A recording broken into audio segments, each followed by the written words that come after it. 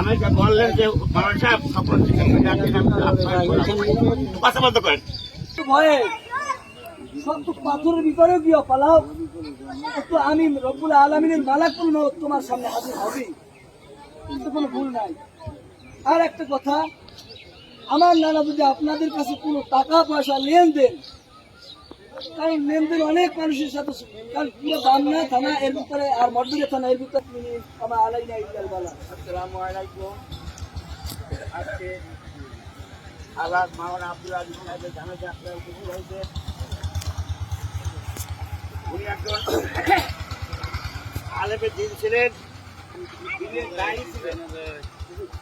আমার যেটুক জানি ওনার ছাত্র জীবন কাটাইতে উনি মুখারি আগিয়ে মাদ্রাসায়, এরপর বুকাবনিয়া হাই স্কুলে উনি চাকরি করতেন ধর্ম শিক্ষক। জীবনের শেষ পর্যন্ত জফরাখালী হাই স্কুলে চাকরি করতেন ধর্ম শিক্ষক। মাওলানা আব্দুল আজিজ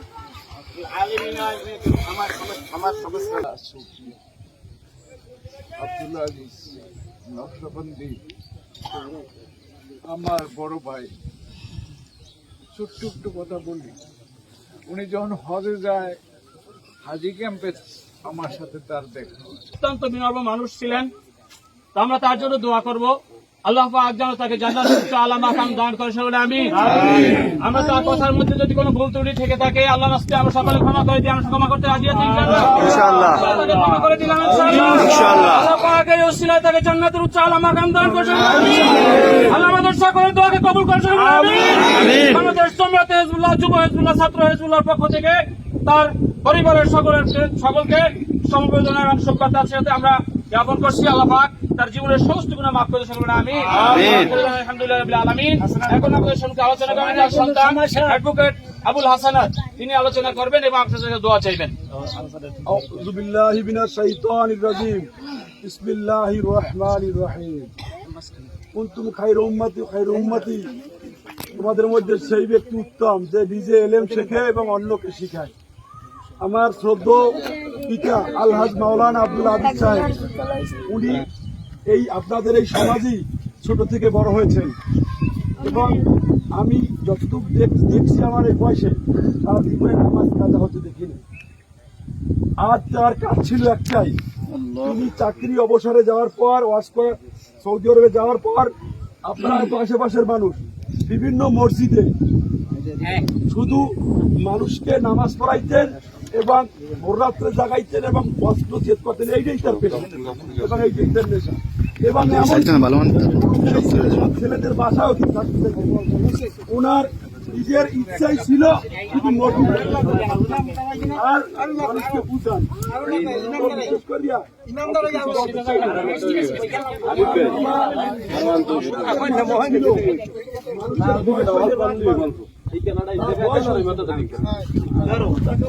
উঁচাঠাল হইবে নামাজ দিয়ে কিছু লাগবে না।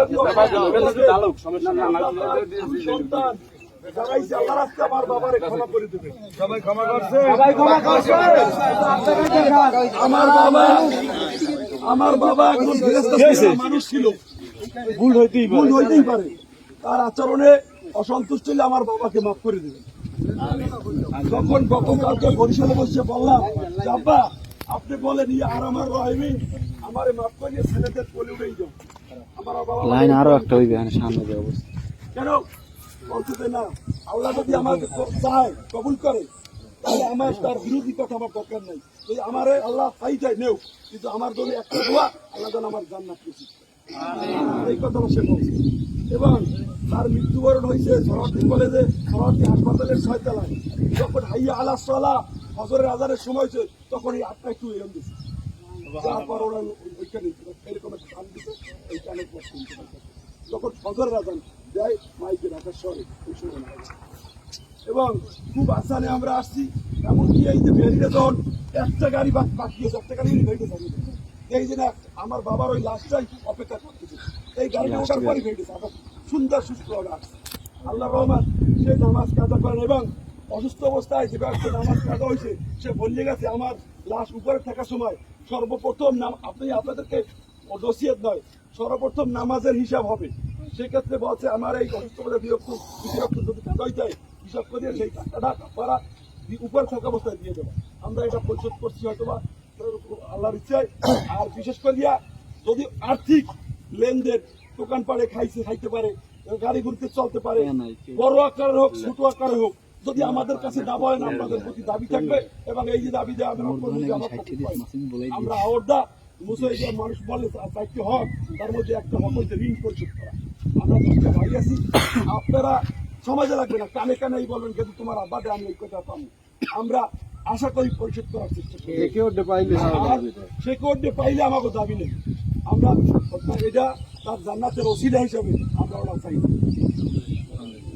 আল্লাহ পাক যেন আমার বাবাকে ক্ষমা করে দেয়, এই দোয়া করবেন। আমিও সবার উপর দোয়া করি, আল্লাহ পাক যেন আপনাদেরকেও সুখে শান্তিতে শৃঙ্খলা করতে নামাজ